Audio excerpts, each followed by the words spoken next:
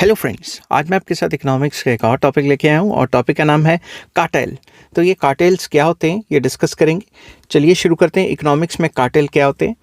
It is a form of collision between a group of suppliers aimed at surpassing competition between themselves. तो ये एक तरीके का collision है जो कंपनी आपस में कर लेती हैं ताकि उनको कंपटीशन को अवॉइड कर सकें और वो कस्टमर्स को लूट सकें। फॉर एग्जांपल, इंडिया में जो टेलीकम्युनिकेशन है उसमें एक टाइप का कार्टेल बना हुआ है, मगर लीगल कार्टेल तो नहीं हो सकता, इलीगल टाइप का कार्टेल है कि जब भी एक कंपनी प्राइस बढ़ाती है तो सारी की सारी मिलजुल के इकट्ठी प्राइजेस को बढ़ा देती हैं। समझ की बात? तो कार्टेल क्या होता है? ये एक तरीके का कोल्यूशन है जिसमें कंपनियां आपस में मिल जाती हैं और कस्टमर्स को लूटती हैं और कंपटीशन को अवॉइड कर देती हैं। क्योंकि अगर एक कंपनी प्राइस बढ़ा लेगी, सारी कंपनियां प्राइस बढ़ा लेंगी जो कार्टेल की मेंबर हैं, तो फिर मतलब कस्टमर के पास तो कोई तरीका नहीं ना बचा कहीं और जाने का।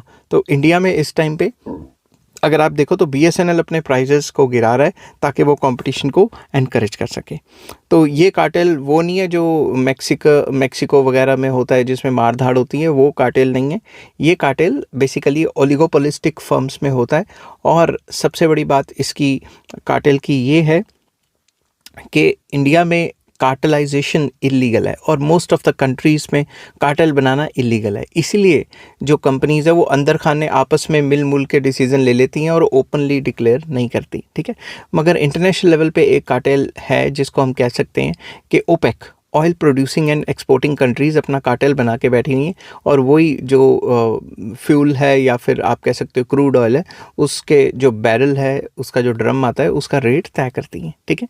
आई होप ये छोटी सी वीडियो आपको पसंद आई होगी। अगर पसंद आती है तो please like, share and subscribe. Take care, bye bye.